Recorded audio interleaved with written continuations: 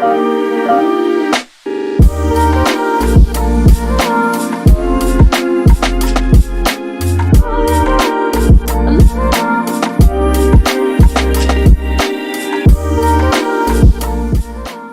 kecil kita punya cita-cita ya?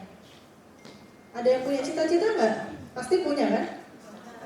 Nah, yang umumnya kalau waktu kita kecil cita-citanya, oh aku pengen jadi dokter nih, pengen jadi guru, atau pengen jadi pengacara, pilot. Ya, kalau dulu zaman saya kecil, kalau misalnya saya ditanya ini, cita-citamu mau jadi apa sih? Jawaban saya apa coba? Jadi artis. Agak narsis ya dulu ya. Nah, teman-teman di sini apa coba? Cita-citanya apa dulu zaman kecil? Hah? Masya Allah, masuk surga ya. Oke. Nah, kadang nih ya, apa yang kita jalani sekarang sudah relate nggak atau sesuai nggak dengan cita-cita yang kita impikan zaman kecil? Sesuai nggak? Nggak. Dulu ada yang kepikiran jadi UI UX designer nggak? Nggak tahu kan ya UI UX itu apa ya? Ada yang kepikiran jadi software developer nggak? Nggak ada yang kepikiran kan? Saya Mbak. Apa? Cita-cita saya sih jadi programmer. Oh gitu. Berarti yang sekarang sesuai dengan cita-citanya cuma Pak Andri ya. Yang lainnya berarti tidak sesuai. Nah itu namanya tujuan hidup. Nah, buat kita yang tidak sesuai dengan tujuan hidupnya atau cita-citanya zaman kecil, berarti kita merasa, oh saya ini berarti nggak sesuai ya sama tujuan hidup kita, ataukah merasa kayaknya gagal apa ya, kayak gitu. Nah bukan berarti kita gagal untuk mencapai tujuan hidup kita, tapi terkadang di saat kita melakukan perjalanan hidup, perjalanan hidup ada beberapa hal yang kita harus ubah tujuannya atau ubah arahnya untuk mencapai tujuan yang lebih baik lagi, seperti itu. Nah, ini dia, life goals. Sebelumnya teman-teman tahu nggak life goals itu apa? Iya, tujuan hidup. Artinya itu. Life goals itu apa sih? Ayo. Apa ayo? Apa? Bayangannya tentang life goals itu apa? Ya, mau kemana? Mau jadi apa? Jadi life goals itu kayak ini, kayak digambar. Life goals itu seperti peta, bukan Dora ya, peta. Ya. Peta untuk menunjukkan, untuk memberikan arah, memberikan pedoman bagi kita saat akan menuju suatu tujuan. Itu yang dinamakan life goals. Seperti itu. Nah, contohnya, misal kita punya tujuan adalah punya baju baru, benar nggak? Kita punya baju baru. Untuk punya baju baru, kira-kira apa sih yang harus kita lakukan? Apa? Yang pertama, apa? Mas, hah? Kerja. Oke. Untuk mewujudkan tujuan kita punya baju baru, pasti kita punya tujuan kan. Oh, saya tuh pengen model baju yang seperti apa sih? Saya tuh pengen beli baju yang seperti apa sih? Misalnya kalau cowok mau kemeja warna apa? Kalau misalnya perempuan berarti pengen baju gamis atau pengen model seperti apa? Nah, itu adalah kita harus punya bayangan. Harus punya tujuannya, bayangannya seperti apa. Yang kedua, yang tentunya kita harus menentukan budgetnya, benar nggak? Nah, budgetnya berapa sih? Kita punya budget berapa buat beli baju dengan model seperti itu?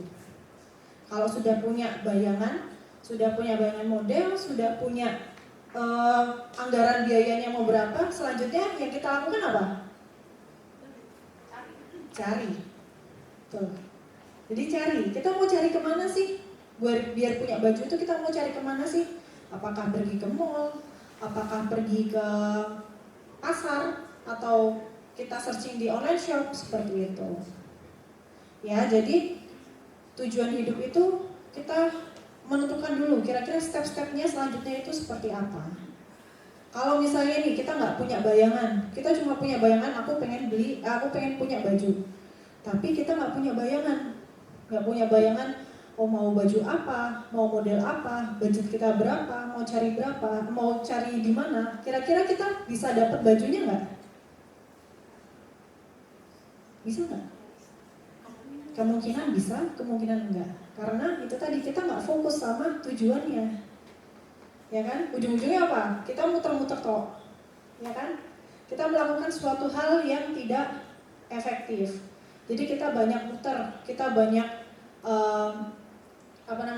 mencari suatu hal yang akhirnya tidak efektif. Ujung-ujungnya ya bisa jadi kita beli hal yang lain, atau bahkan kita nggak beli sama sekali. Benar nggak?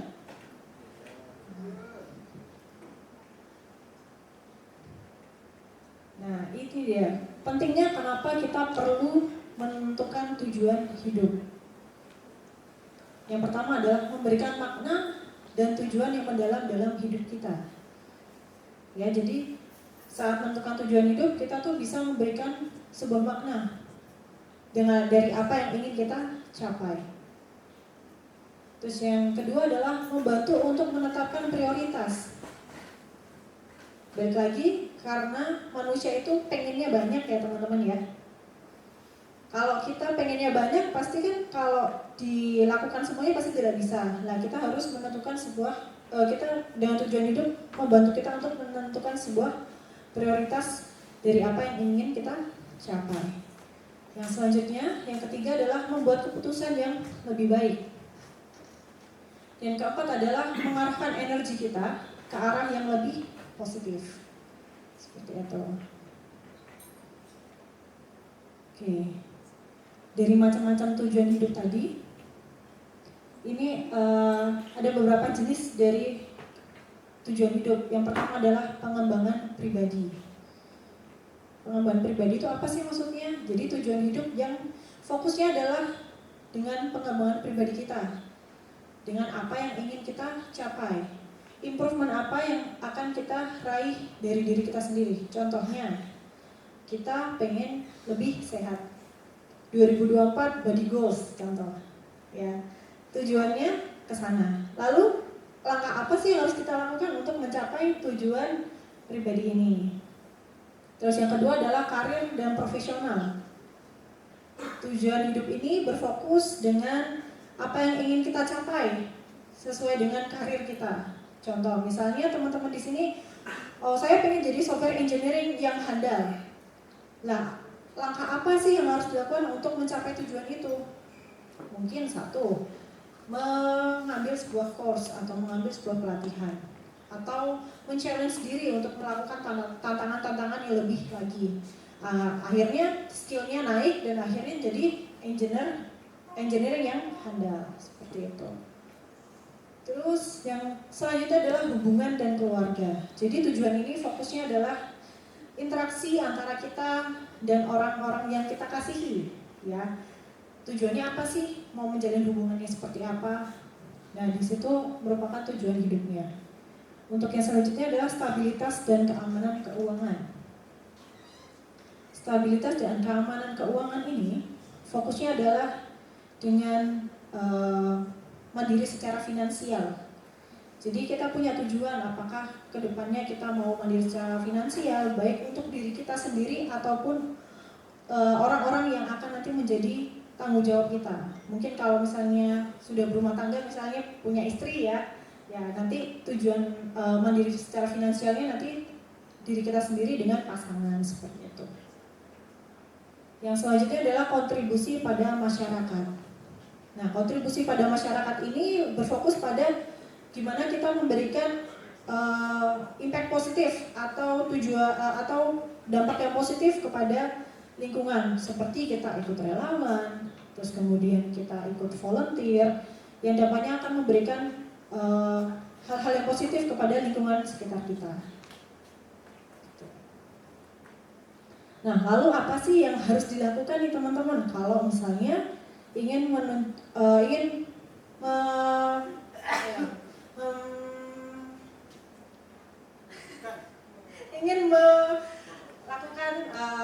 perencanaan tujuan hidup agar lebih efektif lagi. Yang pertama, lakukan refleksi diri.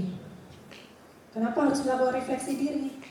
Karena biar kita lebih tahu nih, kita tuh inginnya apa sih? Ya, nilai-nilai yang ingin kita raih atau tujuan-tujuan hidup yang kita raih itu yang seperti apa? Maunya yang bagaimana? Gitu. Jadi kita harus melakukan refleksi diri. Apakah tujuan yang kita capai itu diri kita cukup realistis nggak dengan apa yang menjadi keadaan kita hari ini? Jadi kita harus harus melakukan refleksi diri. Yang selanjutnya, yang kedua adalah membuat tujuan yang spesifik. Jadi kita harus melakukan perencanaan. Kalau tadi ya contoh kita sudah mau punya baju, ya, punya baju baru, itu kan tujuannya. Lalu kita aturkan tujuan yang spesifik. Tujuan spesifiknya seperti apa? Yaitu tadi yang pertama, tentukan mau yang seperti apa. Yang kedua, budgetnya berapa. Yang ketiga, lakukan kira-kira mau cari di mana. Terus yang keempat, kalau misalnya nanti tidak apa yang kita mau dan apa yang kita inginkan itu tidak sesuai dengan yang diharapkan atau kita tidak mendapatkan itu, lalu apa yang akan dilakukan? Apakah tidak jadi beli atau mencari alternatif lain untuk mencari model itu? Nah, tujuannya spesifik seperti itu karena keinginan itu kan luas ya teman-teman, benar nggak? Kalau misalnya kita nggak bisa tidak melakukan definisi tujuan secara spesifik, nanti kita akan mengalami kesulitan. Ujungnya apa? Kita melakukan hal yang tidak efektif itu tadi. Kemudian tentukan prioritas. Seperti yang saya sampaikan di depan, tujuan hidup manusia itu kan nggak cuma satu, ya. Kadang kita pengen A, pengen B, pengen C, pengen D. Kita banyak keinginan-keinginan dalam hidup kita. Nah, ini pentingnya adalah menentukan sebuah prioritas supaya apa yang menjadi tujuan kita itu semuanya bisa tercapai. Sehingga tidak ada satu tujuan yang mungkin tidak terlaksana atau bahkan kalau kita melakukan beberapa tujuan ya, akhirnya kan kita nggak maksimal untuk mencapai salah satu dari itu. Ujung-ujungnya adalah hasilnya tidak sesuai dengan yang diharapkan. Itu jadi harus kita menentukan sebuah prioritas supaya apa yang menjadi tujuan kita itu bisa tercapai secara efektif dan juga secara maksimal. Kemudian selanjutnya, rencana tindakan. Kalau kita punya rencana, nggak ada actionnya, ujungnya jadi apa? Wacana. Jadi angan-angan aja, ya. Jadi hanya sekedar rencana dan wacana. Jadi kita harus buktikan atau kita harus plan dari sebuah tindakan yang konkret. Ya, kita harus susun apa sih yang harus kita lakukan. Kayak tadi misalnya, saya pengen menjadi software engineering yang handal. Kira-kira apa sih yang harus dilakukan kita untuk mencapai tujuan tersebut? Ya, kita lakukan pelatihan atau men-challenge diri. Tapi kalau misalnya kita hanya punya angan-angan aja, tapi tidak dilakukan, kira-kira bisa nggak? Enggak ya? Pasti tujuan yang kita rencanakan itu tidak akan tercapai. Nah, yang paling penting adalah bersikap fleksibel. Kenapa sih harus bersikap fleksibel? Karena terkadang realita itu tidak sesuai dengan ekspektasi. Benar nggak? Ya kan? Kebanyakan ya tadi seperti yang saya sampaikan di awal. Kita waktu kecil punya cita-cita nih. Saya pengen jadi dokter, saya pengen jadi guru, saya pengen jadi pengacara. Tapi di tengah jalan tiba-tiba kepikiran, kayaknya saya nggak cocok deh. Atau kayaknya kalau jadi dokter saya takut darah deh. Atau mungkin kalau misalnya saya jadi pengacara, kayaknya saya nggak bisa deh untuk berdebat dengan lawan pengacaranya gitu kan. Nah, akhirnya kita menentukan tujuan hidup yang kita ubah secara fleksibel. Gitu. Kalau misalnya nih, dalam satu tujuan kita kekeh dalam, misalnya kita ada terkadang hasilnya itu kita sudah melakukan planning ya, sudah melakukan planning, dari tadi sudah ada refleksi diri, sudah ada memberikan tujuannya spesifik, kemudian kita sudah membuat plan, rencana tindakan dan lain-lain, kok ternyata hasilnya tidak sesuai dengan harapan. Kira-kira kecewa nggak? Kecewa kan? Nah, inilah fungsinya atau pentingnya untuk bersikap fleksibel, untuk menerima apa yang menjadi hasil dari tujuan kita. Jadi biar kita tidak kecewa saat hasil yang kita sudah lakukan itu tidak sesuai dengan rencana kita atau tidak sesuai dengan planning kita di awal, bukan berarti kita gagal. Terkadang kita hanya perlu untuk mengubah sedikit, ya, kita belok sedikit apa yang menjadi tujuan kita.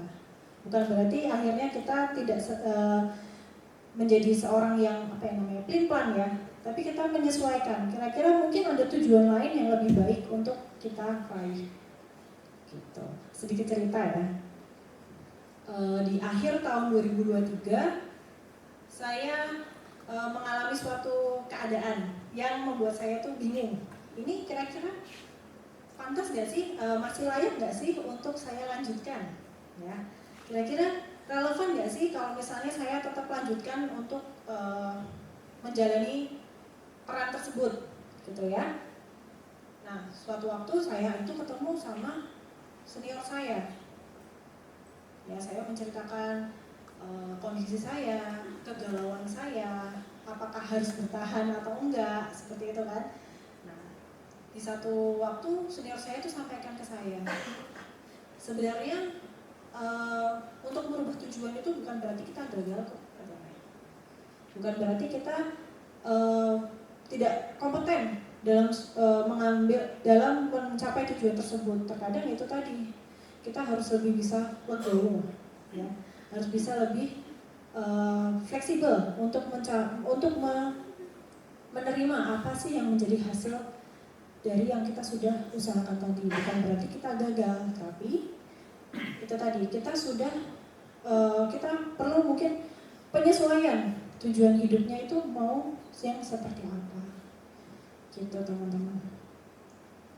Nah, kalau yang saya simpulkan ya dari tadi, dari yang saya sampaikan dari awal sampai akhir, sebenarnya tujuan hidup itu penting, ya. Kita menentukan tujuan hidup itu penting, tapi yang lebih penting lagi adalah kita melaksanakan tujuan-tujuan hidup itu, ya. Jadi nggak cuma hanya sekedar menjadi planning aja, tapi kita juga harus laksanakan. Nah, yang paling penting lagi adalah saat kita menghadapi sesuatu hal yang tidak sesuai dengan rencana kita, ya kita terkadang harus mengubah sedikit tujuan itu agar biar lebih relevan dan realistis dengan apa yang menjadi keadaan kita sekarang. Gitu. Nah, terakhir, kemarin saya sempat searching, ada ini ya, quotes. Berhenti hidup dalam ketakutan dan dorong dirimu untuk melakukan hal-hal yang kamu pikir tidak pernah bisa kamu lakukan. Jadi karena pikiran manusia itu kan sangat luas ya, dan pikiran manusia itu sangat luas dan sangat abstrak. Kadang kita perlu itu tadi memplotkan tujuan-tujuan kita. Kadang kalau misalnya, oh saya ingin jadi sesuatu, tapi hanya dalam pikiran aja atau dalam angan-angan aja, pasti akhirnya jadi apa, kalau bahasa Jawanya gerambiang, ya. Apa ya bahasa Jawa, bahasa Indonesianya ya? Ya, jadi akhirnya cuma jadi angan-angan aja, gitu kan. Jadi kita harus bisa untuk memvisualisasikan angan-angan dari pikiran kita itu tadi, biar jelas. Karena balik lagi, pikiran kita bersifat abstrak. Jadi kita harus mendetailkan apa yang menjadi tujuan dari pikiran itu tadi. Lalu terkadang juga kalau misalnya kita tidak bisa menaklukkan atau tidak bisa mengendalikan pikiran kita, ujung-ujungnya apa? Kita takut dengan pikiran kita sendiri. Benar nggak? Kadang kita melakukan sesuatu tapi yang dibayang-bayangin adalah, aduh nanti kalau aku gagal gimana ya? Nanti kalau hasilnya nggak sesuai dengan apa yang aku harapkan gimana ya? Benar nggak? Nah, itulah. Kita jangan takut sama pikiran kita sendiri, karena terkadang pikiran itu yang akhirnya mempersempit diri kita. Akhirnya kita tidak melakukan apapun dan kita stuck di situ aja. Nah, oke. Sekian untuk materi yang saya sampaikan pada pagi hari ini. Semoga bermanfaat buat teman-teman semua. Semoga memberikan insight juga untuk saya dan juga teman-teman semua. Kurang dan lebihnya saya minta maaf dan saya kembalikan lagi ke MC. Wassalamualaikum warahmatullahi wabarakatuh.